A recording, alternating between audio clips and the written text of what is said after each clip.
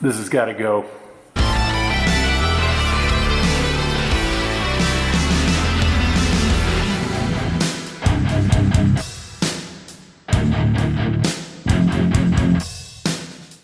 Hey everybody, I'm Bubba with Exodus Jeeps, and we build badass Jeeps. Well, today we're going to Mexico. You boys like Mexico? Yeah! But not really. We're going to build a Jeep for Mexico. And as you can see, we got quite a big stack of parts for this upcoming build.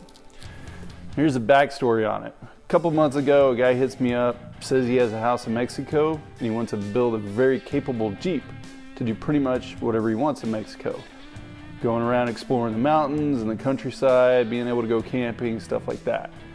Being that it's in Mexico, if something ever goes wrong, we can't just have him drop it off for any kind of repair work. Well, I'm from out of town, so what's the bill? So obviously we're gonna have to put top quality parts on this build. We're gonna go through some unboxing today to kind of show you what those parts look like, what brand they are, kind of give you some direction where this build's gonna go. Now, we're not going to give you everything today. We're going to kind of keep some of that stuff back so you guys can see as the build videos progress some of the other stuff that we're going to be doing to this. But I can promise you there's going to be some cool stuff in here you don't want to miss. For the most part, he's getting all new fenders, bumpers, whole new suspension.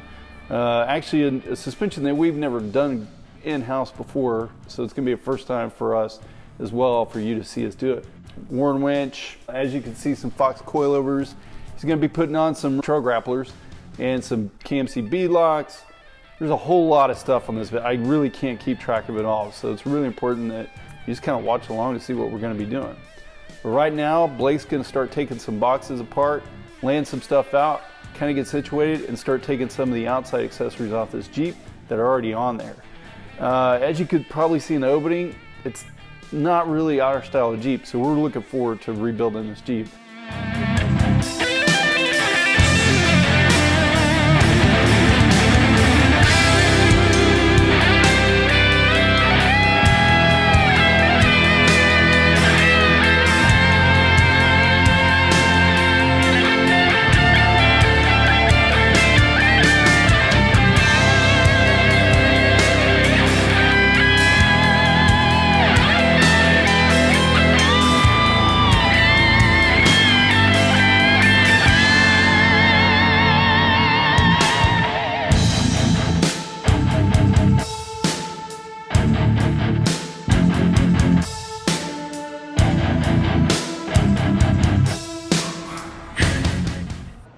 He's flying!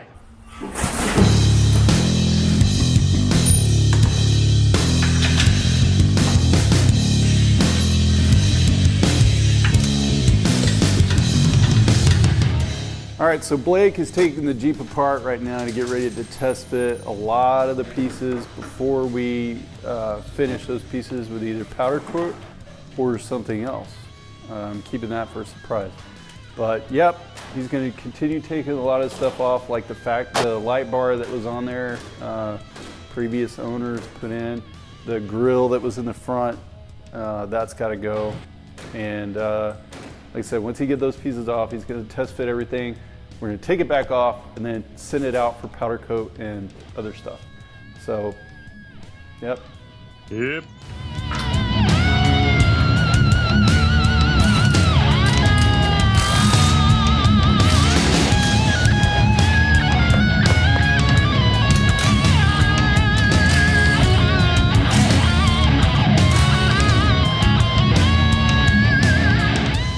The guys are done test fitting all the pieces onto our Mexico build, which included bumpers, fenders, fender liners, rash guards, all kinds of different stuffs.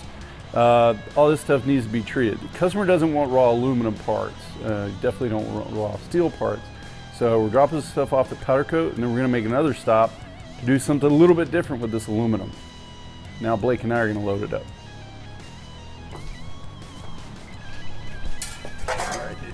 Start.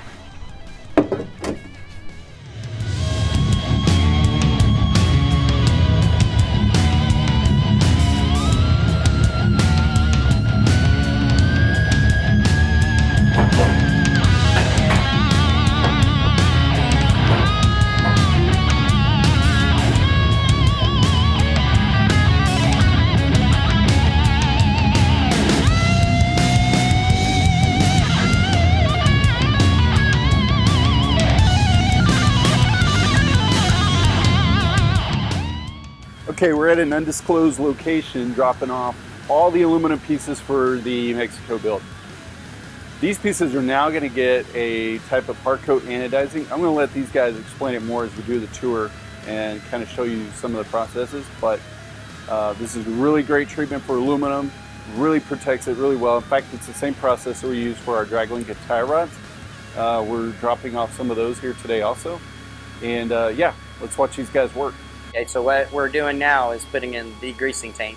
What that does is get rid of any oil, degrease, anything that's on that surface of that aluminum, and we're getting it clean. So it's just one of the first of many preps before we anodize. It's going to sit in there for about 2 to 5 minutes, and so he's going to go up, and we're going to go to the etch process. Everything's in stages. Like I said, everything on the anodizing line is about prep. So you want to make sure everything's prepped right in order to get a quality finish. So he's getting any of that cleaner off right now. You don't want a lot of carryover from tank to tank. So now he's going to move over to the etch process. What this does is brings the aluminum to its rawest state possible. It's just another prep stage, which ensures that you have 100% pure aluminum going through the anodizing process. So it brings any impurities out to the surface. It cleans the entire surface so you have a nice flawless finish. And it'll stay in there about a minute or two in there. And the etch times vary based on the finish you're looking for. So when he comes out of the etch process, he's going to go into some rinse tanks, which are the next 2 tanks right here. And what that does is you're breaking down your caustic to acidic. So you're neutralizing so you don't have a chemical reaction. Just making sure he's getting a nice clean rinse is what he's doing. The next tank he's going into is a deox tank or a de-smut tank. So if the parts have that grayish hue, it's a smut that's created from the etch process. So it's all the impurities that came to the surface during the etch process, and it's going to help clean it and get rid of all that smut. So it'll sit in there for about 10-15 seconds, and the aluminum should be at its rawest state possible to get a nice quality finish. So we go through another rinse process after this to make sure everything's clean, and we'll be going into the anodizing tank right after that. And now we're going to go in the anodizing tank, constant airflow through it so you don't get any heat spots or hot spots. We run it through, you have a positive and negative. The positive attracts the negative current, which builds up the anodizing finish on the surface. The anodizing process creates a 50% on the surface and 50% in the surface finish. And what it does, it builds that coating up so you could absorb your dye into it afterward. As you can tell, everything has to stay in the solution. That's the only way you're going to get all the current flowing to the part. It's just making sure everything looks good before it goes in. You don't want any parts touching, So we got good connectivity there. And we pull it away so you don't get any arcing. And he's going to start ramping it up and getting current flowing through the part. We use a rectifier, and what it does is it converts AC to DC current. And on a hard coat process, you want lower temperatures in your tank. What that does is helps you pull more current through the part without any burning issues. And it's all based on amperage and voltage and the surface area of the part. So depending on the size of the part, depends on your amperage you're drawing. In a hard coat process, you want to start out a lower voltage and start around the 23, 24 volts. And that's what he's looking at right now. So this is just the waiting game. We just keep ramping it up until we get 32 volts. And so from there, that'll be the next step. The benefits of the hard coat anodize is, so you're getting a 2 mil growth. And so what that means is the hardness of it is very scratch resistant, more wear resistant than a regular type 2 regular anodize. And you could take this part and scratch it, and it's going to take a lot to scratch it. Compared to a regular type 2 anodize, it's more brittle, more cosmetic. This has a lot more longevity. Any action parts, like on this part, the buffer spring goes in there, and there's constant wear in there.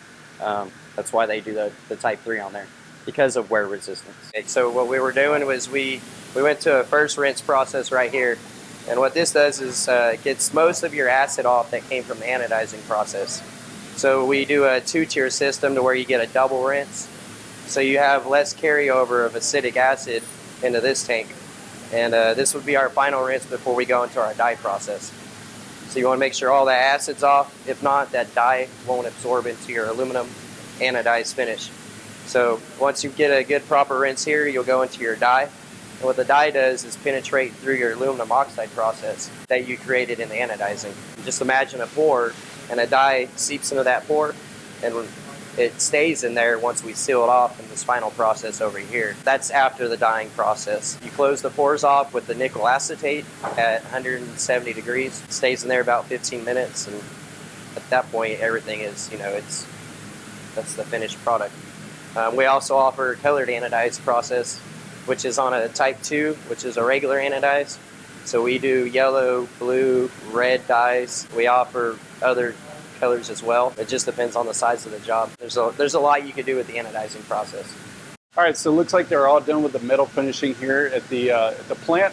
So this is one of the secrets that we were kind of holding back in the video about one of the things that makes this build so special is the hard coat anodizing that we're doing to all the aluminum pieces in this guy's build. The benefits of the hard coat anodizing is it's not like a layered coating on the metal itself, but it's actually impregnated into the metal. So you can literally take like 60 grit sandpaper and sand on this metal, and you're not going to get it out because it penetrates into the metal a few thousandths of an inch. One of the really nice things about this type of finish over powder coat is that you can see all the beautiful weld work that was done in the fabrication.